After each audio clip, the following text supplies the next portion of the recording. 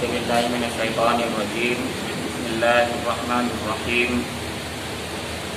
وَلَقَدْ جَعَلْنَا فِي السَّمَاءِ بُرُوجًا وَزَيَّنَّاهَا لِلنَّاظِرِينَ وَحَفِظْنَاهَا مِنْ كُلِّ شَيْطَانٍ رَجِيمٍ إِلَّا مَنِ اسْتَرَقَ السَّمْعَ فَأَتْبَعَهُ شِهَابٌ مُبِينٌ وَالْأَرْضَ مَدَدْنَاهَا وَأَلْقَيْنَا فِيهَا رَوَاسِيَ وَأَنبَتْنَا فِيهَا مِنْ كُلِّ شَيْءٍ مَوْزُونٍ وَجَعَلْنَا لَكُمْ فِيهَا مَعَايِشَ وَمَا لَسْتُمْ لَهُ بِرَازِقِينَ وَإِن مِّن شَيْءٍ إِلَّا عِندَنَا خَزَائِنُهُ وَمَا نُنَزِّلُهُ إِلَّا بِقَدَرٍ مَّعْلُومٍ وَأَرْسَلْنَا الرِّيَاحَ لَوَاقِحَ فَأَنزَلْنَا مِنَ السَّمَاءِ مَاءً فَأَسْقَيْنَاكُمُوهُ وَمَا أَنتُمْ لَهُ بِخَازِنِينَ وَإِنَّا لَنَحْنُ نُحْيِي وَنُمِيتُ وَنَحْنُ الْوَارِثُونَ وَلَقَدْ عَلِمْنَا الْمُسْتَقْدِمِينَ مِنكُمْ وَلَقَدْ عَلِمْنَا الْمُسْتَأْخِرِينَ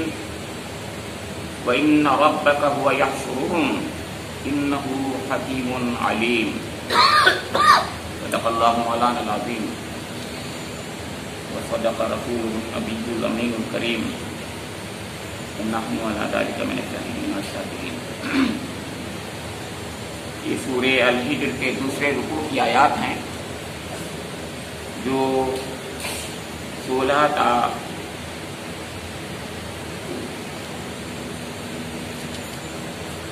25 آیات پر مشتمل ہیں۔ ان آیات کریمہ کا ترجمہ سماعت فرمائیے۔ اللہ رب کریم کا ارشاد گرامی ہے، یہ ہماری کار فرمائی ہے کہ آسمان میں ہم نے بہت سے مضبوط قلعے بنائے، ان کو دیکھنے والوں کے لیے بریکٹ میں ستاروں سے آراستہ کیا، اور ہر شیطان مردود سے ان کو محفوظ کر دیا۔ کوئی شیطان ان میں راہ نہیں پا سکتا الا یہ کہ کچھ سنگن لے لے، اور جب وہ سنگن لینے کی کوشش کرتا ہے تو ایک شعلہ روشن اس کا پیچھا کرتا ہے۔ ہم نے زمین کو پھیلایا، اس میں پہاڑ جمائے، اس میں ہر نوع کی نباتات ٹھیک ٹھیک نپی تلی مقدار کے ساتھ اگائی، اور اس میں معیشت کے اسباب فراہم کیے، تمہارے لیے بھی اور ان بہت سی مخلوقات کے لیے بھی جن کے رازق تم نہیں ہو۔ کوئی چیز ایسی نہیں جس کے خزانے ہمارے پاس نہ ہوں، اور جس چیز کو بھی ہم نازل کرتے ہیں ایک مقرر مقدار میں نازل کرتے ہیں۔ بار آور ہواؤں کو ہم ہی بھیج دیتے ہیں، پھر آسمان سے پانی برساتے ہیں اور اس پانی سے تمہیں سیراب کرتے ہیں۔ اس دولت کے خزانے دار تم نہیں ہو۔ زندگی اور موت ہم دیتے ہیں اور ہم ہی سب کے وارث ہونے والے ہیں۔ پہلے جو لوگ تم میں سے ہو گزرے ہیں ان کو بھی ہم نے دیکھ رکھا ہے، اور بعد کے آنے والے بھی ہماری نگاہ میں ہیں۔ یقیناً تمہارا رب ان سب کو اکٹھا کرے گا، وہ حکیم بھی ہے اور علیم بھی۔ سورہ الحجر ایک مکی سورہ ہے۔ گزشتہ جمعے کو آپ کے سامنے بات آئی، لیکن یہ بات پھر میں یاد دہانی کے بطور آپ کے سامنے رکھ دوں۔ یہ الف لام را آت کی آخری سورہ ہے۔ الف لام را آت پر مشتمل 6 صورتیں ہیں، اس میں 4 انبیاء کرام کے نام سے ہیں، یونس، ہود، یوسف اور ابراہیم علیہم السلام، اور 2 میں سے یہ جو ہے الحجر، اس میں 80ویں آیت کذبا الحجر المرسلین کذبا، اس میں الحجر کا ذکر آیا ہے، انہوں نے جھٹلایا تھا، اور حجر جو ہے قوم سمود کی وادی اور بستی کا نام ہے۔ ایک لحاظ سے قوم صالح کا ذکر ہے تو ایک نبی کی یہ بھی قوم ہے۔ یہ 5 سوریں ہوئیں، ایک چھٹی سورہ الرعد ہے، اور وہ الف لام را نہیں ہے بلکہ الف لام میم را ہے۔ یہ ایک خاص بات ہے۔ تو ہیں سب الف لام را، ان سب میں الف لام را ہیں، لیکن ایک الف لام میم را کے ساتھ ہے۔ اس میں بھی اللہ تعالیٰ کی حکمتیں ہیں، وہ ہم نہیں سمجھیں گے، راز ہیں اللہ کے جو اس کے اندر اللہ تعالیٰ کے کوڈ ورڈ ہیں اس کے لحاظ سے۔ بہرحال تو 6 صورتوں میں یہ آخری سورہ ہے، اس کے بعد سورہ النحل ہے جو بغیر حروف مقطعات کے ہے. سب کی سب مکی صورتیں ہیں اور سب کا زمانہ نزول جو ہے وہ آخری مکی دور ہے، یعنی اس زمانے میں جب کہ حضور نبی اکرم محمد مصطفیٰ صلی اللہ تعالیٰ علیہ وآلہ وسلم کو مکہ مکرمہ میں دعوت دین، دعوت حق دیتے ہوئے 10 سے 12 سال ہو چکے ہیں تقریباً. ان 10 سالوں میں تقریباً ظاہر ہے آپ جانتے ہیں کہ قوم نے کیا جواب دیا، وہ سب جانتے ہیں ہم لوگ جو تاریخ سے واقف ہیں کہ مخالفت بڑھ کر اور زیادہ سخت سے سخت تر ہوتی چلی گئی. لہذا ان صورتوں کے اندر جو مضامین پائے جاتے ہیں، جیسے کہ بار بار بتایا جا چکا ہے کہ ان مخالفین کے خلاف تنبیہ، ان کو تنبیہ اور توبیخ ہوتی ہے. توبیخ کہتے ہیں ان کو بہت سخت طریقے سے ڈانٹنے کو. تو تنبیہ توبیخ ہوتی ہے. اپنے حبیب حضور نبی اکرم محمد مصطفیٰ صلی اللہ علیہ وسلم کو تسلی ہوتی ہے اور تمام انسانوں کو تفہیم ہوتی ہے اور تذکیر ہوتی ہے. اور اس طریقے سے یہ 3 بڑے بڑے موضوع کے ساتھ میں ہر سورہ چلتی ہے. جیسے کہ میں نے ابھی عرض کیا، اس کا نام بھی ایک علامتی نام ہے، کذب اصحاب الحجر المرسلین. اس میں الحجر کا ذکر آ گیا، اسی لیے اس کا نام ہے. اور انبیاء کرام کا بھی ذکر ہے اس کے اندر، صرف علامت کے بطور اس سورہ کا نام الحجر ہے. اس سورے میں اور اس سے گزشتہ صورتوں میں ذرا فرق یہ ہے کہ کیونکہ زمانہ گزرتا چلا جا رہا ہے، زیادہ دن ہو گئے ہیں، تو اس میں توبیخ کا، تنبیہ کا پہلو زیادہ نمایاں ہے. اور ساتھ ہی ساتھ میں اپنے حبیب حضور نبی اکرم محمد مصطفیٰ صلی اللہ علیہ وسلم کو تسلی کچھ زیادہ پیارے انداز میں، زیادہ اچھے انداز میں اور زیادہ کچھ دی جا رہی ہے، ہونا بھی چاہیے. یہ خاص باتیں ہیں جو سمجھنے کی ہوتی ہیں اس کے پس منظر میں جو سورہ ہوتی ہے اور ہے، تاکہ ہم لوگ اس سے ذریعے سمجھیں قرآن پاک کس طریقے سے نازل ہو رہا تھا اور کیا میسج دے رہا تھا، اور میسج کا اس کا اسلوب کیا ہوتا تھا اور کیوں وہ اس طریقے سے وہ بات کہتا تھا. تو جب تک بیک گراؤنڈ نہیں معلوم ہوگا ہم صحیح نہیں سمجھ پائیں گے. تو آج کی آیات میں، اچھا ہاں یہ ایک بات بتا دیں کہ قرآن پاک میں بار بار اسلوب بدلتے ہیں، کیونکہ یہ ایک تحریری کتاب نہیں ہے بلکہ تقریری خطابت کے انداز میں کلام نازل ہوا ہے. کیونکہ لوگوں کے سامنے بار بار نبی کے ذریعے سے اللہ تعالیٰ اپنے نبی کے ذریعے سے بات پہنچا رہا تھا، مخاطبین کو سامنے مخاطب کر رہا تھا، آڈینس کو سامنے لے کر کے بات کرتا تھا. تو اسلوب بدلتا ہے، اس لیے ایک ہی بات بار بار یعنی بہت دیر تک کہی جائے تو اکتا جاتے ہیں لوگ، اس لیے اسلوب بدلتے ہیں. تو گزشتہ رکوع میں جو اسلوب تھا وہ تسلی کا پہلو زیادہ تھا حضور نبی اکرم کے ساتھ، اور ان کو توبیخ بھی تھی، ان کو جھڑکنا بھی تھا. آج کی جو آیات ہیں اس میں تفہیم کا پہلو زیادہ نمایاں ہے. عوام کو، تمام انسانوں کو، مخاطبین کو یاد دہانی کرائی جا رہی، تذکیر اور تفہیم یاد دہانی کرائی جا رہی ہے کہ تم ذرا غور تو کرو، آخر کہ جو یہ نبی ہمارا جو کچھ کہہ رہا ہے تمہاری سمجھ میں کیوں نہیں آتا؟ کیا اس میں کوئی مشکل ہے، کوئی گنجلک باتیں ہیں؟ کیوں سمجھ میں نہیں آ رہی تمہاری بات؟ کیا وہ کوئی غلط بات کہہ رہا ہے؟ کون سی بات ایسی ہے جو غلط ہے بتاؤ تم. تو قرآن پاک جو بات کہتا ہے اس زمانے کے بھی ان لوگوں کے جو عقائد تھے ان کو بھی لے کر کے اسی انداز میں بات کرتا ہے. لہذا اس کو بھی غور کریں، اصطلاحیں وہی ہوتی ہیں جو وہ لوگ سمجھتے تھے، ان کے سمجھنے میں آسانیاں جن کو ہوتی تھی. اب اس کے بعد آپ غور کیجئے کہ اس میں تفہیم کا پہلو غالب ہے، نمایاں ہے زیادہ. اور تفہیم کے اندر تینوں جو عقائد ہیں اسلام میں، جو اسلام جس کو لے کر آیا ہے، پیش کرتا ہے، وہ ہے توحید، رسالت اور آخرت. کیونکہ آخرت کا پہلو گزشتہ خاص طور سے موضوع میں رکوع میں زیادہ نمایاں تھا. آپ دیکھیں اس میں نمایاں یہی تھا کہ تسلی تھی حضور نبی اکرم کو، یہ نہیں مان رہے ہیں تو ایسا کرتے ہیں اور ایسا کرتے ہیں. وہ بات پوری گزشتہ جمعے میں آ چکی ہے. تو آج اس کا تو اجمال ہے، لیکن توحید اور آخرت کو ذرا زیادہ نمایاں کیا گیا ہے.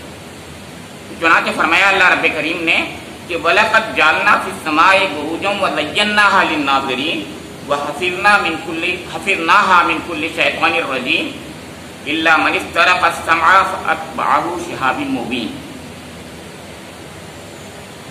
اللہ رب کریم اپنی کار فرمائی، اپنی قدرت کا اظہار کر رہا ہے کہ جس خدا کا تم انکار کر رہے ہو سوچ لو وہ خدا کیسا ہے، اور اس خدا کی قدرت کی نشانی، قدرت پاور کو بتایا گیا ہے کہ اس کی پاور یہ ہے، اور صرف پاور کو نہیں بتایا ہے کہ اس میں حکمتیں، اس کا حسن و جمال، اور اس کے اندر جو ربوبیت کے پہلو ہیں، جو رحمت کے پہلو ہیں، ان کو بھی ذکر کیا گیا۔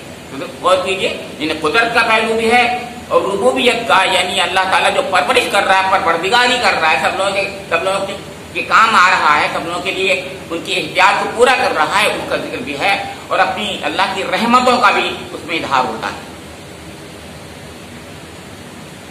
تو قدرت کے پہلو سے دیکھیے، وَلَقَدْ جَعَلْنَا فِي السَّمَاءِ بُرُوجًا وَزَيَّنَّاهَا لِلنَّاظِرِينَ وَحَفِظْنَاهَا مِنْ كُلِّ شَيْطَانٍ رَجِيمٍ۔ فرمایا کہ یہ ہماری کار فرمائی ہے، یہ مولانا نے ترجمے میں کہہ دیا، واضح مطلب یہ تھا کہ یقیناً ہم نے، لقد، قد بھی تاکید کے لیے آتا ہے، لام تاکید یا اس کے اندر مزید ہے، اور اس کے بعد جاننا ہم، یہ بھی اللہ تعالیٰ کی قدرت و قوت کا مظہر ہوتا ہے۔ سوچئے کتنی پاور ہے، کتنا زور ہوتا ہے جب لقد جاننا کہتا ہے اللہ تعالیٰ۔ تو لقد جاننا فی السماء بروجا، اس آسمان میں ہم نے بروج بنائے۔ برج ویسے بھی ہم جانتے ہیں، برجیں آج بھی مسجدوں میں ہوتی ہیں، اس لیے برج کو جانتے ہیں، وہ علامت ہوتی ہے قلعے کی۔ ویسے قلعے جو ہوتے تھے ان میں برج ہوتے تھے، بروج ہوتے تھے، وہاں پر وہ جو ہے آپ کی ملٹری رہتی تھی، وہ حفاظت کے لیے خاص طور سے ان برجوں کے ذریعے سے اس کا کام اس کا ہوتا تھا، کہ اس میں سے وہ اپنے دشمن کو دیکھ کر کے اپنے کو بچا لیتے تھے، وہ لوگ بچتے تھے ان سے اور ان پر حملہ کر سکتے تھے جیسے بھی چاہتے ہیں، جس طریقے سے چاہتے ہیں۔ تو یہ بروج، ان بروج کا تصور عرب کے لوگوں میں تھا، لہذا وہ یہ نہیں کہہ سکتے تھے کہ آپ کیسی بات کر رہے ہیں، یہ مطلب کہنے کا۔ اس لیے میں نے کہا کہ قرآن کبھی ایسی بات نہیں کہتا کہ جو ان کی سمجھ نہیں آتی تھی۔ تو بروج کی جب بات کہہ رہا تھا تو عرب کے خود ان مقامی لوگوں کے ذہنوں میں اس کا تصور ایک تھا، اسی کا ذکر کر دیا۔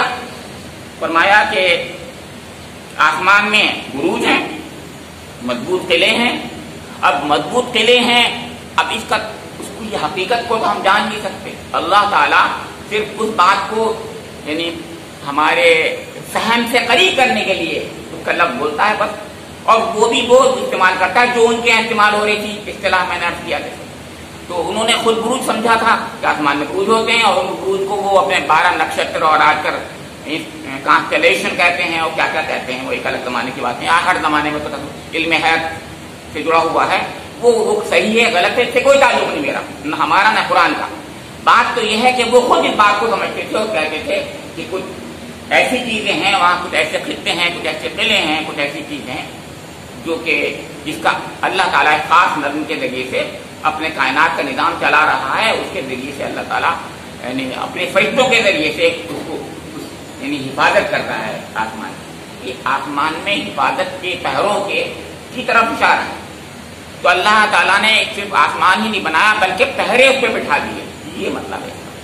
اور اس میں ایک اور پہلو یہ ہے کہ اس کو محفوظ کر دیا گیا، قرآن میں اس کو کہا بھی گیا ہم نے محفوظ، سقفا محفوظا، یعنی اوپر سے جو بھی آفات اور بلائیں آئیں گی اس کو روک دیا۔ اور ہم جانتے ہیں کہ اوزون لیئر اور کیا کیا باتیں آج کل لوگ سمجھنے لگے ہیں، اور جن کتنی چیزیں ہوں گی اللہ تعالیٰ جس کے ذریعے سے اس کو محفوظ کر رہا ہے۔ تو فرمایا کہ بروج بھی ہیں، اس کے اندر قلعے ہیں مضبوط، اور وَزَيَّنَّاهَا لِلنَّاظِرِينَ، اور مزین کر دیا ہے دیکھنے والوں کے لیے اس کو۔ یعنی صرف یہی نہیں ہے کہ ایک بروج بنا دیے، آسمان کو بنا دیا لیکن اندھیرا آسمان ہوتا بالکل نہیں، بلکہ قمقمے اس میں لگا دیے، اس میں حسن بھی ہے۔ تو اب دیکھیے ایک تو یہ کہ قدرت ایک صنائی، اور صنائی کے اندر وہ صنائی ایک آرٹسٹک اس کے اندر فلیور ہو۔ تو اللہ تعالیٰ نے کوئی چیز ایسی نہیں بنائی کہ ایسی ویسی بنا دی ہو، بلکہ اس میں آرٹسٹک فلیور پایا جاتا ہے، اس میں حسن پایا جاتا ہے۔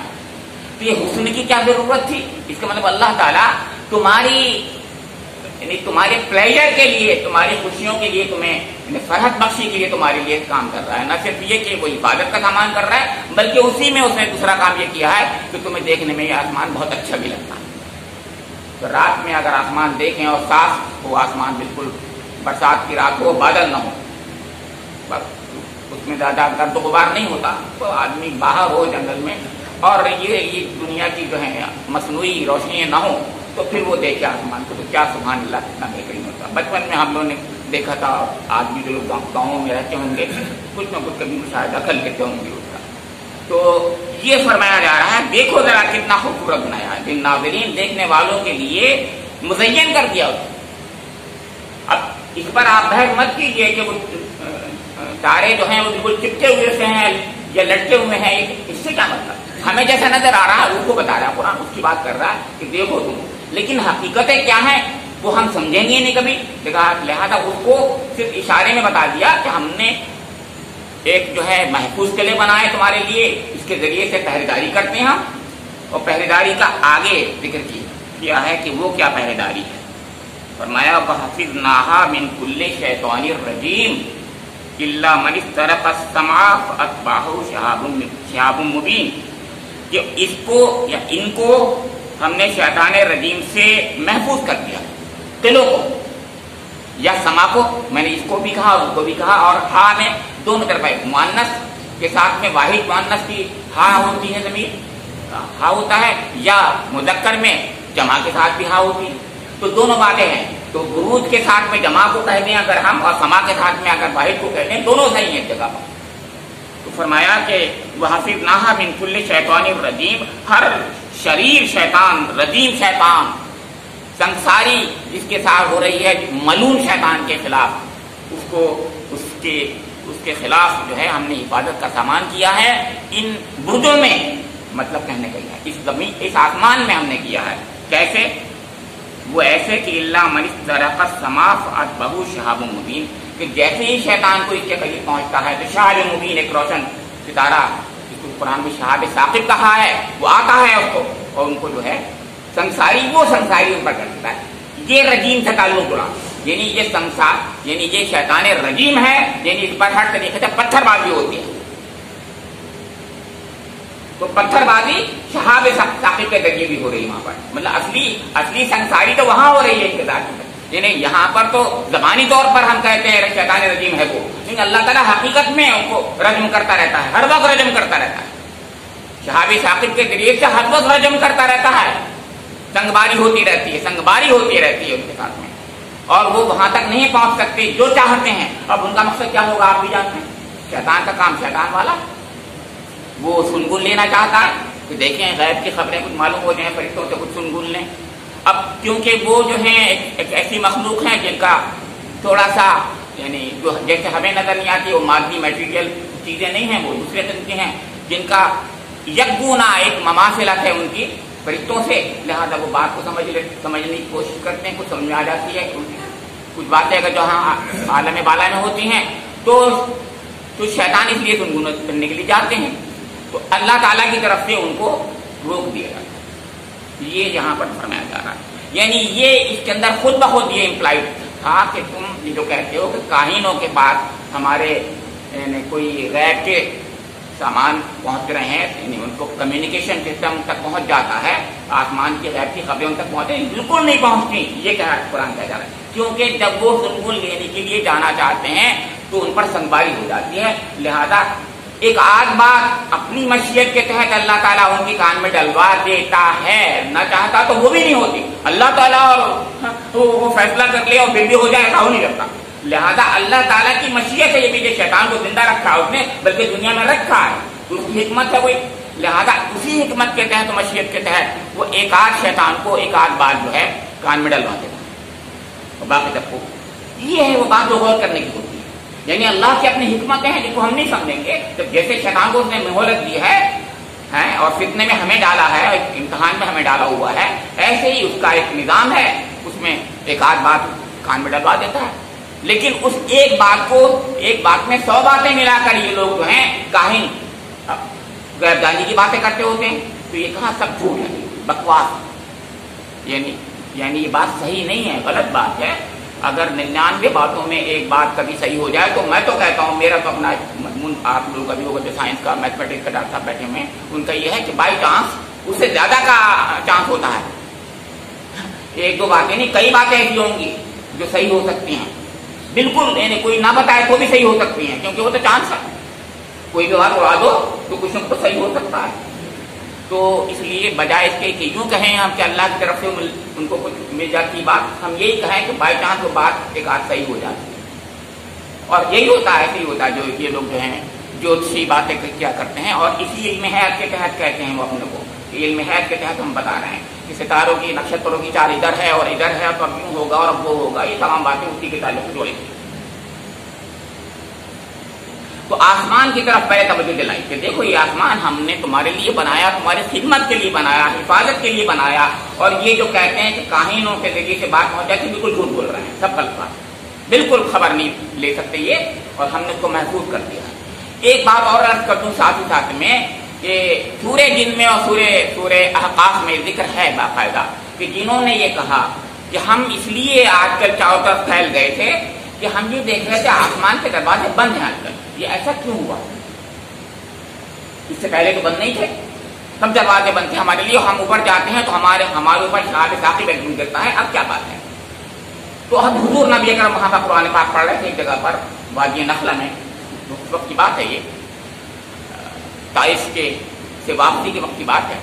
تو انہوں نے کہا کہ اچھا یہ وجہ ہے کہ اللہ تعالیٰ کی طرف سے خاص ہدایت کا سامان ہوا ہے، اس کی حفاظت کے سامان میں ہے کہ ہم اب نہیں جا سکتے، یہ جن کہہ رہے ہیں۔ وہ جن اچھے تھے، ایمان لیا ہے، تو جن دوسرے بھی ہوتے ہیں، کہ شیطانی جن ہوتے ہیں، یہ مطلب کہنے تو شیطانی جن کو تو سنگباری کے ساتھ بالکل ختم کر دیا جاتا ہے، لیکن یہ نہیں، مومن جن جو ہیں ان کو بھی نجات دیا جا رہا ہے، ان کا بھی راستہ بند کر کے اپنی حفاظت کے اتنے پہرے ہیں۔ تو اس وحی الہی کی حفاظت کے تو بہت ہی زیادہ پہرے ہیں، اس سے پہلے بھی، بعد میں بھی، اس وقت بھی جب وحی الہی نازل ہوتی تھی اور ہو رہی تھی۔ تو آسمان کے بارے میں یہ بات فرما کر اب زمین کی طرف توجہ دلائی گئی کہ وَالْأَرْضَ مَدَدْنَاهَا وَأَلْقَيْنَا فِيهَا رَوَاسِيَ وَأَنبَتْنَا فِيهَا مِنْ كُلِّ شَيْءٍ مَوْزُونٍ، اور یہ زمین جو ہے اس کو ہم نے پھیلا دیا، وَأَلْقَيْنَا فِيهَا رَوَاسِيَ، اس میں پہاڑ جما دیے، وَأَنبَتْنَا فِيهَا مِنْ كُلِّ شَيْءٍ مَوْزُونٍ، اور اس میں نباتات جو ہیں، ہر قسم کے نباتات جو تھے وہ خاص مقدار کے ساتھ میں اگائے،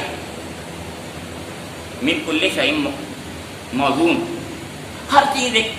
اب اس پر ایک بات بہت اہم ہے اور ہم بھی جانتے ہیں کہ وائلڈ جو آپ کے پلانٹس ہوتے ہیں ان کا معاملہ عجیب ہوتا ہے کہ جب وہ پھیلتے ہیں تو پھیلتے لگ جاتے ہیں۔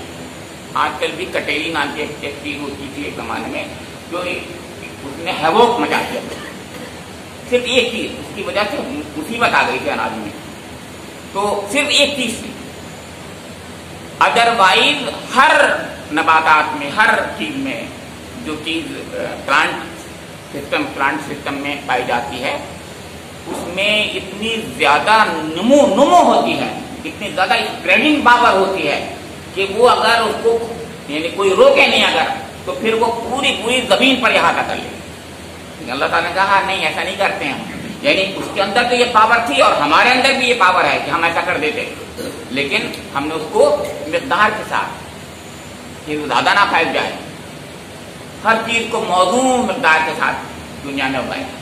ہاں اگر ہم چاہتے ہیں تو تنبیہ کے بطور، عذاب کے بطور ایسا بھی کرتے ہیں کہ کہیں پر اسی نباتات کے ذریعے سے عذاب بھی آ جاتا ہے، یہ مطلب کہنے کا ایسا نہیں ہے، یعنی ہم مچھر سے بھی اپنا کام لے لیتے ہیں تو ان پیڑ پودوں سے بھی اپنا کام لے لیتے ہیں، یہ بھی کٹیلی والے جو ہیں آدمی کی جان جو ہے اس میں جوخم میں ڈال دیتے ہیں، مصیبت میں ڈال دیتے ہیں۔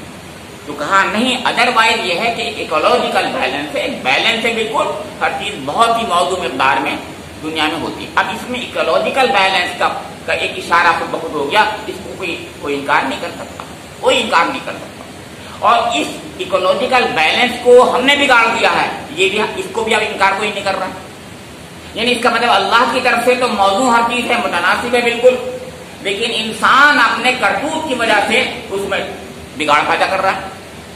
اب دیکھیے یہ ہے فرق، وہ خدا کے مقام پر بیٹھ کر وہ کام کرنے لگا کہ جو خدا کرتا، تو لہٰذا سے کیا ہوا، سارا ایکولوجیکل امبیلنس ہو گیا. اس میں دو رائے نہیں. اللہ تعالیٰ جو ہے من کل شیء موزون کہہ رہا ہے. اب اس میں 2-3 باتیں تھیں، اس کی طرف اشارہ سے میں کر رہا ہوں کہ زمین کو پھیلایا، بہترین پھیلایا.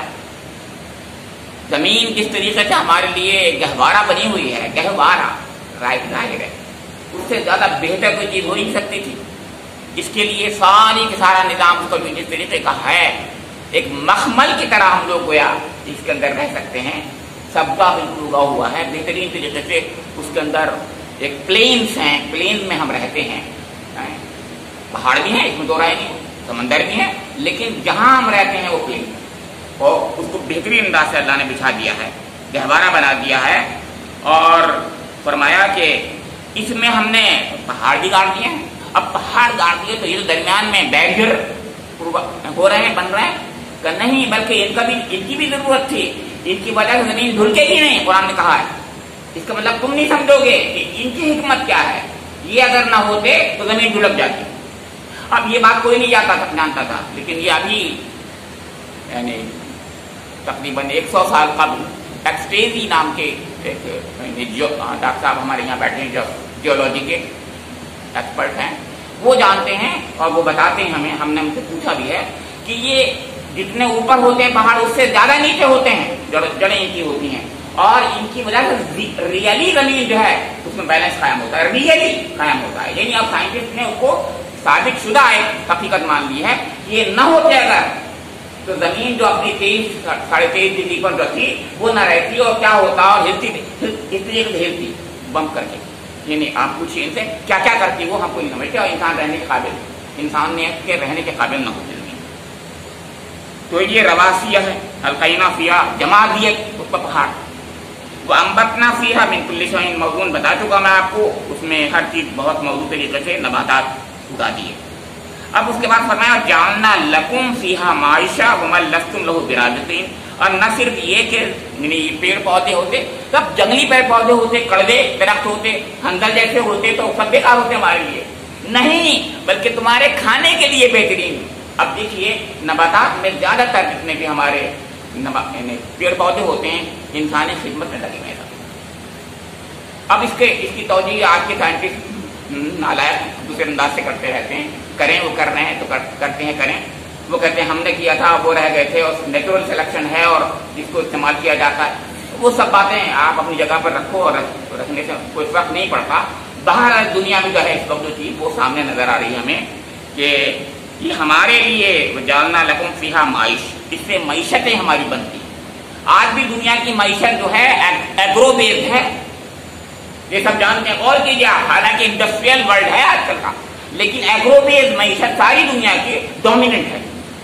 اس میں جب امبیلنس جب آ جاتا ہے حالت ہاہاکار مچ جاتی ہے. صاحب ہندوستان تو خیر ہے نہیں، اور جگہوں پر بھی جہاں پر انڈسٹریل ریولیوشن آیا وہاں پر بھی، امریکہ جیسی جگہ پر بھی، وہاں پر بھی اناج اگر نہیں ہوگا اگر تو پریشانی وہاں پر ہو جائے گی. تو فرمایا کہ وَجَعَلْنَا لَكُمْ فِيهَا مَعِيشَةً وَمَن لَّسْتُمْ لَهُ بِرَازِقِينَ. اور اس کے علاوہ ان مخلوقات کے لیے بھی ہم نے یعنی رزق فراہم کیا ہے جن کے تم رازق نہیں ہو. یعنی ہم سب کو کھلا رہے ہیں، ارے تم کیا کھاتے ہو، ہم تو سب کو کھلا پلا رہے ہیں. ہم نے سب کے رزق کا انتظام کیا ہوا. اور صحیح بات ہے، اگر رزق کا انتظام ان کا نہ ہوتا تو وہ لائف ہوتی کہاں، وہ لیونگ رہتے کیسے، ان میں گروتھ ہوتی کیسے، وہ دنیا میں پائے کیسے جاتے. اگر وہ نہ ہوتے تو دنیا میں پائے نہیں جاتے، وہ ختم کیا مطلب ان کا وجود ہی نہیں ہوتا. وہ وجود ہونا بنا تو وہ ثابت کر رہا ہے کہ ان کو رزق مل رہا ہے. اور ان کا رزق ہم دے رہے ہیں کیا؟ اچھا ہم بتائیے، کیا ہم پرندوں کا بھی رزق دے رہے ہیں؟ یہی بتا دیجیے. چلیے، روزانہ پرندے اٹھتے ہیں اور اوپر جاتے ہیں اور نیچے آ جاتے ہیں، اللہ تعالیٰ رزق دیتا ہے. ہم تو کسی کو بھی رزق نہیں دے رہے ہیں، ہمیں بھی اللہ ہی رزق دے رہا ہے. ہم سمجھتے ہیں ہم راضی بن گئے، ہمارے ہاتھوں میں معیشت ہے، ہم لوگوں کو، غریبوں کو، سوکار چھوٹے یہ لوگ کہتے ہیں ہم کھلاتے پلاتے ہیں ان کو. یہ سب باتیں جو ہیں انسان اپنے انا میں اور تکبر میں بولتا ہے. اور صحیح بات یہ ہے کہ اللہ ہی تعالیٰ کھلاتا پلاتا ہے، اور اللہ تو ان کو بھی کھلا رہا ہے جن کو تم جانتے تک نہیں. پھر فرمایا وَإِن مِّن شَيْءٍ إِلَّا عِندَنَا خَزَائِنُهُ وَمَا نُنَزِّلُهُ إِلَّا بِقَدَرٍ مَعْلُومٍ. فرمایا کہ إِن مِّن شَيْءٍ إِلَّا عِندَنَا خَزَائِنُهُ، جتنے بھی کائنات ہے اس میں اس کے خزانے سب اس کے پاس ہیں. اللہ تعالیٰ کا کوئی چیز ایسی نہیں جس کے خزانے ہمارے پاس نہ ہوں. اور ہمارے پاس جس چیز کو بھی ہم نازل کرتے ہیں ایک مقرر مقدار میں. پھر دوبارہ سے یہی بات بتائی، فرمایا کہ وَنُنَزِّلُهُ إِلَّا بِقَدَرٍ مَعْلُومٍ. یہاں تقدیر یا قدر یا اندازہ یہ میجر کا ذکر کر کے بتایا. یعنی یہ کہا کہ نہ صرف یہ کہ ہم دنیا میں ایک میجر کے مطابق رزق کا انتظام کر رہے ہیں، نباتات کو یہاں پر رکھتے ہیں، بلکہ کائنات کی ہر چیز ایسے ہی ہے، ہر چیز ایک مقدار کے ساتھ چل رہی ہے. یعنی کہنا یہ ہے کہ سورج کے چلنے کی بھی ایک تقدیر ہے. قرآن میں کہا ہے تقدیر العزیز العلیم. سورج جس لحاظ سے چلتا ہے اس کی ایک تقدیر ہے، جس راستے پہ چلتا ہے جیسے چلتا ہے وہ اس کی تقدیر ہے. ہماری سانس چل رہی ہے اس کی بھی تقدیر ہے. ہم بھی کائنات کی ہر چیز کی تقدیر ہے. میں تو یہ عرض کرتا ہوں، میں نے کہا بھی ہے کبھی کہ ایٹم کی بھی تقدیر ہوتی ہے. ایٹم کی تقدیر یہ ہے کہ وہ ہیلیم ہے تو ہیلیم ہے، اور ہائیڈروجن ہے تو ہائیڈروجن ہے. اور جب تک ہائیڈروجن ہے اور سن میں جا کر کے ہائیڈروجن ہیلیم میں تبدیل ہو رہی ہے اس کی تقدیر ہے. سن میں وہاں پر سورج میں وہاں پر یہ ہائیڈروجن جو ہے وہ ہیلیم میں تبدیل لگاتار ہو رہی ہے. ہر وقت نیوکلیر فیوژن ہو رہا ہے، یہ اس کی تقدیر ہے. وہاں تقدیر ہائیڈروجن کی یہ ہے کہ وہ ہیلیم میں تبدیل ہو رہا ہے. بات لمبی ہو جائے گی اس لیے اس کو چھوڑیے. میں عرض سے دیکھا ہر چیز کی، میں نے کہا ایٹم کی بھی تقدیر ہوتی ہے، مالیکول کی بھی تقدیر ہوتی ہے، سیل کی بھی تقدیر ہوتی ہے، اور باڈیز کی، انسان کی وجود کی اور دوسرے لیونگ بینگ کی سب کی تقدیر ہوتی ہے. نان لیونگ کی بھی تقدیر ہوتی ہے اور لیونگ کی بھی تقدیر ہوتی ہے. یعنی میجر ہوتا ہے، ان کا پیمانہ ہوتا ہے، ان کو ایک خاص پلان کے تحت بنایا گیا ہے. وہ پلان کا ایگزیکیوٹ ہوتا رہتا ہے، بس اسی لحاظ سے ہوتا ہے. ذرہ برابر ادھر سے ادھر نہیں ہوتا. جو فزکس کے لوگ ہیں وہ جانتے ہیں کہ اس کے اندر وہ جو اس طریقے سے وہ گھومتے ہیں، اس طریقے سے اگر الٹا گھومنے لگے تو معاملہ الٹا ہو جائے گا، بگڑ جائے گا. یعنی الیکٹرون اور آربائٹل سسٹم کی بات کر رہا ہوں، چھوڑیے. تو یہ کہا کہ جتنے بھی کائنات میں خزانے ہیں وہ سب اللہ کے پاس ہیں. ظاہر ہے اس میں کوئی شک تو کسی کو تھا ہی نہیں اور ہو نہیں سکتا. اگر ہے تو بتائیے کسی کو شک ہے تو اس کو زیادہ کھولنے سے کوئی فائدہ نہیں ہے. یعنی اللہ کے پاس خزانے ہیں، بلکہ خزانوں کو تو پیدا کرنے والا وہ ہے. خزانے کیا ہیں؟ وہ جتنا چاہتا ہے وہ پیدا کرتا ہے. ارے آج دنیا میں دیکھ لیجیے، پیٹرولیم کا خزانہ، سونے کا خزانہ سعودی عرب پورے جزیرۃ العرب میں ہے سب سے زیادہ. اور جیسے کتنے منرل تمام افغانستان کے خزانے ہیں. تو خزانے کہاں نہیں ہیں؟ آپ یہ سوچتا ہے. بات یہ ہے کہ ابھی ہم نے انویسٹیگیشن نہیں کیا، ہماری نالج نہیں پہنچی، اس لیے ہمیں خزانے نہیں پتہ چل رہے ہیں. آج سے 100 سال پہلے کچھ خزانے ہمیں کم معلوم تھے اور 1000 سال پہلے بہت کم معلوم تھے. پیٹرول تو جب بھی تھا نا، لیکن پیٹرول تو پتہ نہیں تھا اس زمانے میں. 1000 سال پہلے کوئی چیز نہیں ہوتی. آج یہ خزانہ ہے، ایک بلیک گولڈ ہے. یہ یلو گولڈ کو جانتے تھے وہ لوگ، لیکن بلیک گولڈ کو نہیں جانتے تھے. تو میں عرض کر رہا ہوں خزانے نکلتے چلے جائیں گے اور کبھی ان خزانوں میں کمی نہیں آئے گی. اللہ کے خزانوں میں کمی نہیں ہوتی اور صرف اللہ کے پاس ہیں. وہ اللہ ہی رکھتا ہے خزانوں کو، اور اس نے ہر چیز کی ایک تقدیر یعنی ایک پلان بنایا ہوا ہے. اس پلان کے لحاظ سے ہر چیز چل رہی ہے، ایگزیکیوٹ ہو رہی ہے. ما ننزلہ الا بقدر. اب میں ننزلہ میں اشارہ مجھے ذہن میں ایک دم اچانک آ گیا. لوہا، سورہ حدید اس کے نام سے ہے. آپ آج کل ایک تھیوری ہے اور سب جانتے ہیں کہ یہ اس زمین کا ایلیمنٹ نہیں تھا. تو یہ لوہا اس زمین کا ایلیمنٹ نہیں تھا، اوپر سے آیا، ایلین ہے، باہر سے آیا ہوا. اور اس پر بہت لوگوں نے بہت سی باتیں کہی ہیں. تھیوری ہے یہ جو اوپر سے آیا، کسی میٹیورائٹ سے گرا ہے یا کہ کوئی چیز تھی جس سے تھی وہ اوپر سے آئی اس میں. اور یعنی زمین میں اس کا کوئی اس ایلیمنٹ کا تصور نہیں کیا جا سکتا، لیکن آیا زمین پہ. ننزلہ کا مطلب کہ ہم نے اس کو نازل کیا، ہر چیز کو نازل کیا ہے. اللہ تعالیٰ نے کبھی نازل کر کے دکھا دیا کہ دیکھو لوہا یہاں نہیں تھا، ہم نے آ کر دیا. کچھ چیزوں کو اس نے پہلے سے پیدا کر دیا جو ہم سمجھ رہے ہیں، ہم سمجھ رہے ہیں وہ بھی ایسے ہی ہے، نہیں وہ بھی نازل کیے ہوں گے، ہر چیز نازل کی ہوئی اللہ تعالیٰ نے، آسمان سے زمین اور زمین سے اب ہواؤں کی طرف اللہ تعالیٰ ہماری توجہ وہ کر رہا ہے، مبذول کرا رہا ہے کہ ارسلنا الرياح لواقح فانزلنا من السماء ماء فاسقيناكموه وما انتم له بخازنين، اور ہم نے ہواؤں کو بھیجا، ہم ہواؤں کو بھیجتے ہیں، پھر آسمان سے پانی برساتے ہیں، اس پانی سے تمہیں سیراب کرتے ہیں، پھر فرمایا اس دولت کے خزانے دار تم نہیں ہو، وما انتم له بخازنين۔ اب دیکھیے آج کل ہر جگہ پھر ہمارے محلے میں یہی ہو رہا ہے، روزانہ جو ہے کہیں نہ کہیں بورنگ ہو رہا ہے، کیا ہو گیا بورنگ کا، کیا ضرورت پیش آ گئی بورنگ؟ آج میرا بورنگ کام نہیں کر رہا ہے، کل آپ کا نہیں کر رہا ہے، جن کا نہیں کر رہا ہے، ابھی کچھ دنوں پہلے میرا نہیں کر رہا تھا، معلوم پانی نیچے بیٹھ گیا، نیچے ہو گیا، کالم نیچے چلا گیا، روزانہ یہ ہو رہا ہے۔ آج ابھی میری اسٹریٹ میں، میری گلی میں میرے جو ہے وہ ہو رہا ہے، اور اب دوسرے صاحب میرے سامنے بات کر رہے تھے کہ ابھی یہ ادھر لے جاؤ تم ہمارا سسٹم پورا کہ میرے یہاں بھی نہیں ہے پانی، یعنی ایک دن میں 2 لوگ کہہ رہے ہیں میرے سامنے ابھی اثر کے بعد کہ صاحب ٹھیک کر دیجیے تو پانی، ابھی سے پہلے صاحب کے میں نے دیکھا تھا کہ ابھی پانی کا قیمت، تو کیا ہو رہا ہے یعنی یہی پانی کا اتنا بڑا کالم جو ہے نیچے بیٹھ رہا ہے۔ قرآن میں سورہ ملک میں کہا ہے کہ ہم پانی کو اگر یہ سکھا دیں، کنووں کو نیچے پانی اتار دیں، تم لاؤ گے کیا؟ آج تو ہے، لیکن وہ بھی جگہیں ہیں جہاں وہ بھی ختم ہو چکا ہے۔ اللہم احفظنا من کل بلائی دنیا و آخرہ۔ اگر خدا نہ خواستہ یہ ہو جائے تو ہماری آپ کی جان خطرے میں ہے، کہاں سے لائیں گے؟ سمندر سے پانی بنا کے لائیں گے؟ اور خدا نہ خواستہ ایسا وقت آئے گا اگر ہم نے پانی کے ساتھ میں اسراف کو نہیں روکا، یہ پانی پر اسراف ہمارا ہے جس کی وجہ سے ہم نے بہت نقصان، بہت ظلم کیا ہے اور پانی کو بہت ہی غلط طریقے سے استعمال کیا، اس کی وجہ سے یہ سب کچھ ہو رہا ہے۔ ہمیں بہت خیال رکھنا چاہیے تھا، نہیں کیا ہم نے، ہم سمجھتے ہیں کہ یہ چیز مفت کی ہے، بالکل جیسے چاہیں کریں، اس کی وجہ سے کیا ہو رہا ہے؟ بہت نقصان ہو رہا ہے۔ تو فرمایا کہ اللہ تعالیٰ کا نظام کتنا پیارا ہے، ہوائیں بھیجتا ہے، ایسی ہوائیں جو لواقع ہیں، یعنی وہ ان کے اندر جو ہے حمل ہونے کی، یعنی امپریگنیٹ ہو جاتی ہیں، پانی سے امپریگنیٹ ہو جاتی ہیں، بوجھل ہو جاتی ہیں، بوجھل، پانی سے بوجھل ہواؤں کو بھیجتا ہے۔ یہ مانسون خاص طور سے کیا، یہ تمام اسی سے ہوتا ہے سب۔ پھر فانزلنا من السماء ماء، آسمان سے پانی برساتا ہے اللہ تعالیٰ، ہم برساتے ہیں، فانزلنا ہم برساتے ہیں، فاسقیناکم اور تمہیں سیراب کر دیتے ہیں۔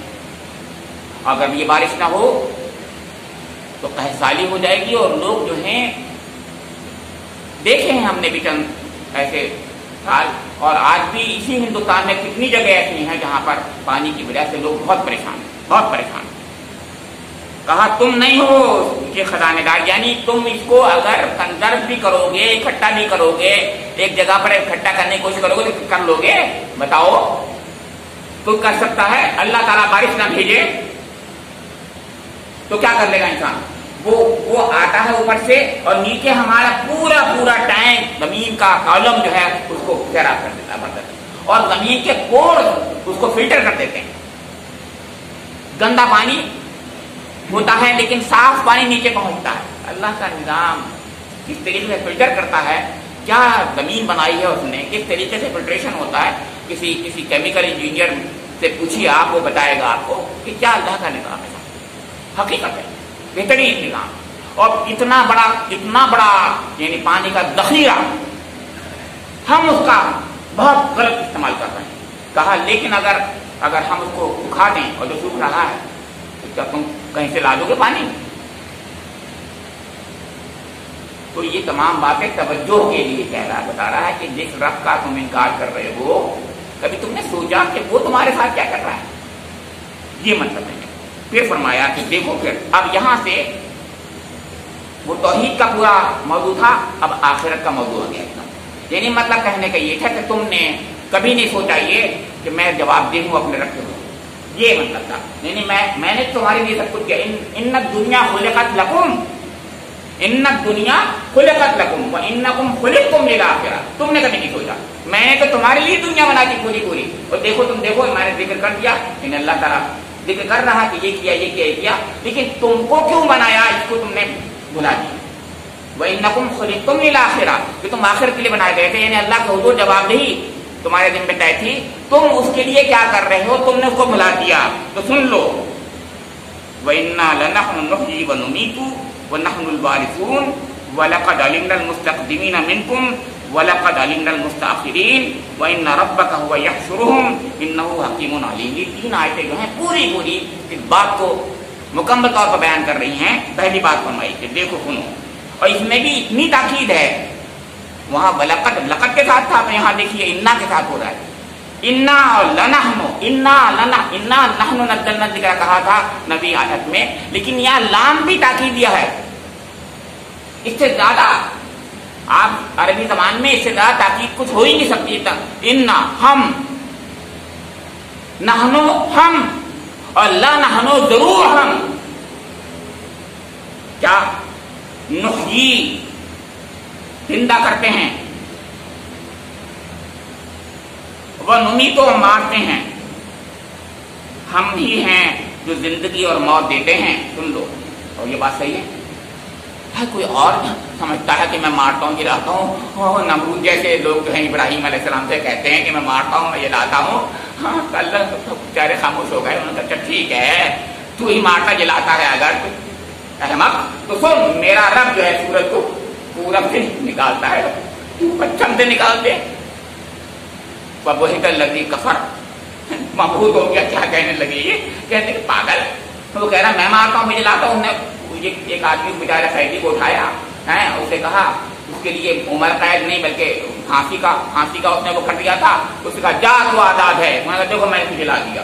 اور دوسرا شخص بیچارہ اچھا خاصا سیدھا سادہ شریف آدمی تھا، راستے میں چل رہا تھا، اٹھایا پکڑ لیا اس کو، جیسے کہ آج کل دنیا میں ظلم ہو رہے ہیں، وہ کہا کہ اس کو پکڑو مارو مار ڈالو، آج ہی پوری دے دو، آج پوری دے دی۔ کہنے کا جو میں مارتا ہوں میں جلاتا ہوں تو ظاہر کا جواب حضرت ابراہیم علیہ السلام جیسا شخص دے سکتا تھا، اچھا ٹھیک، ہاں یہ کر رہا ہے، کہہ رہا ہے تجھے دلیل سے اس دلیل سے نہیں سمجھایا جا سکتا، سن تو میرا رب یہ کرتا ہے، سورج کو جو پورب سے نکالتا ہے وہ پچھم سے نکالتا، ہاں یہ کیسے کروں گا، تو وہ فَبُهِتَ الَّذِي كَفَرَ۔ تو یہاں پر اللہ تعالیٰ فرما رہا ہے کہ انا لنحن نحیی ونمیت، ہم ہی مارتے ہیں اور ہم ہی جلاتے ہیں، چاہے نمرود جیسے لوگ یہ کہیں کہ ہم مارتے جلاتے ہیں، لیکن سب جھوٹے ہیں، ہم اور بالیقین ہم، اور ہم ہی مارتے اور جلاتے ہیں، اور وَنَحْنُ الْوَارِثُونَ، ہم ہی وارث ہیں، سب یہیں دھرا رہ جائے گا، سب پڑا رہ جائے گا،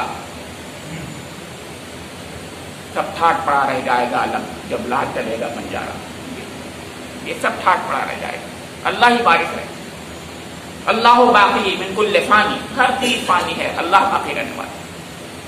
فرمایا وَلَقَدْ عَلِمْنَا الْمُسْتَقْدِمِينَ مِنْكُمْ وَلَقَدْ عَلِمْنَا الْمُسْتَأْخِرِينَ، اور یقیناً علمنا ہم جانتے ہیں المستقدمین کو، یعنی وہ لوگ جو تم میں سے پہلے گزرے ہیں، اور وہ لوگ بھی جو بعد میں گزریں گے، ان سب کو جانتے ہیں ہم لوگ، یعنی مطلب جانتے ہیں کہ کون کب آیا، کیا عمل کیا انہوں نے، کیا کیا، ہر چیز کی پورا کا پورا کچا چٹا ان کا ہمارے پاس ہے۔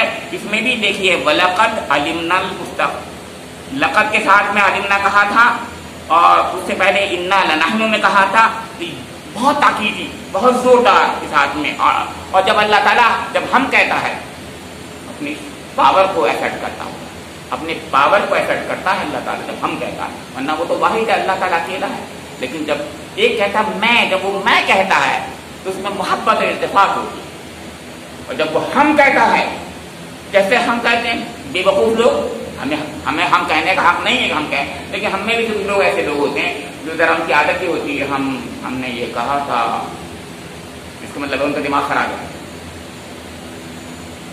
استکبار میں کہتے ہیں، انسان استکبار میں ہم کہتا ہے، لیکن اللہ تعالیٰ المتکبر ہے، اس کو حق ہے کہ وہ کہے المتکبر، صرف وہی ہے اکیلا ایسا کہ اس کی عظمتوں کا ہم تصور نہیں کر سکتے، وہ معبود برحق ہے، وہ حقیقت میں ایسا ہی ہے، اور صرف ایک ایسا ہے جو المتکبر ہے، اس کے علاوہ دنیا میں کوئی المتکبر ہو نہیں سکتا۔ فرمایا کہ ہم جانتے ہیں آگلوں کو پچھلوں کو سب کو، اور ان کے بارے میں علم بھی ہے ہمیں، تو پھر کیا کریں گے ہم؟ وَإِنَّ رَبَّكَ هُوَ يَحْشُرُهُمْ۔ اب یہاں سے اللہ تعالیٰ اپنے حبیب کی طرف التفات کرتے ہوئے کہہ رہا ہے ان ربک هو یحشرهم، یقیناً آپ کا رب وہ ہے جو ان کو سب کو اکٹھا کر دے گا۔ یعنی آپ پریشان ہیں اے نبی اکرم، یہ تسلی کا پہلو یوں ہے، ایسے لگتا ہے۔ اب رسالت کو میں نے کہا تھا رسالت بہت اجمالی ہے، اس میں رسالت بھی ہے اور آخرت بھی ہے۔ آخرت کیسے ہے کہ یحشرهم، حشر کرے گا ان کا، حساب لے گا ان سے، میدان میں آئے گا، میرے سامنے جواب دو، یہ سب کچھ تم نے ہم نے کو دیا تھا سب کچھ، یہ نعمتیں دی تھی، بتاؤ تم نے نعمتوں کا استعمال کیسے کیا؟ ہم نے تمہیں صلاحیتیں دی تھی، ہم نے تمہیں بہت سے خزانوں کا سو کارڈ مالک بنایا تھا، تم مالک نہیں تھے، امین تھے، لیکن تم نے اپنے کو مالک سمجھا تھا، اب جواب دو۔ تو فرمایا کہ ان ربک ہوا یحشرهم، یقیناً آپ کا رب وہ ہے جو یحشرهم ان کو اکٹھا کرے گا۔ انہ حکیم علیم، وہ حکیم ہے، علیم، حکمتوں کے تحت، اس کی حکمت کا تقاضا ہے کہ اکٹھا کرے، اس کی حکمت کا تقاضا ہے کہ کوئی چیز بیکار نہ بنائے، اس کی حکمت کا تقاضا ہے کہ وہ جو ہے کائنات کو بنائے تو کائنات کے پیچھے مقصدیت ہو، اور مقصدیت ہے، کائنات کی ہر چیز گواہی دے رہی ہے، ببانگ دہل بھی، قول کے ساتھ بھی، اور زبان قال کے ساتھ زبان حال سے بھی گواہی دے رہی ہے۔ تو زبان حال سے زبان قال سے ہر چیز گواہی دے رہی ہے کہ ہر چیز جو بنائی اللہ رب کریم نے، ربنا ما خلقت ھذا باطلا، ہر چیز، تو اس سے جو ہے انسان جو ہے وہ خاص طور سے حکمت کی طرف توجہ دلا رہا ہے اللہ تعالیٰ، اور علم رکھتا ہے، یعنی ہمیں معلوم ہے کون کب مرا، کہاں مرا، کیسے مرا، کیا اس نے کیے کام، کیا نہیں کیے، کتنا وہ بندگی نے کی، کتنی نہیں کی، کتنی نافرمانی نے کی، وہ سب جانتا ہے۔ تسلی کا پہلو بھی حضور نبی اکرم کے لیے، اور ان لوگوں کے لیے تنبیہ ہے کہ تم جو کچھ کر رہے ہو یہ مت سمجھو کہ اللہ نہیں جانتا، خوب جانتا ہے، تم سے حساب لے گا، تمہیں اکٹھا کرے گا ایک دن۔ آخرت کا پہلو بھی اس کے اندر، شروع میں توحید کا پہلو تھا، درمیان میں رسالت بھی آ گئی، تسلی بھی دے رہا اللہ تعالیٰ۔ تو ایک ہی کلام میں اسی کے اندر جو آیات ہوتی ہیں وہ سب پہلو ہوتے ہیں، بہت پہلو ہوتے ہیں، میں نے تو صرف اشارے کیے، اور ہم اشارے کریں گے بھی تو کہاں تک کریں گے؟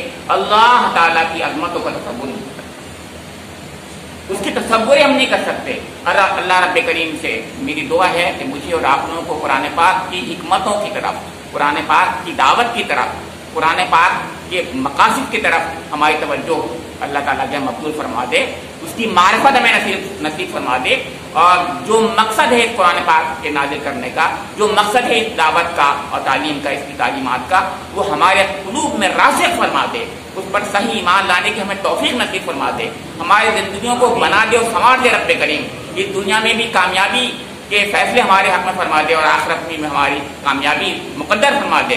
ربنا تقبل منا انک انت السمیع العلیم وتب علینا انک انت التواب الرحیم، وآخر دعوانا ان الحمد للہ۔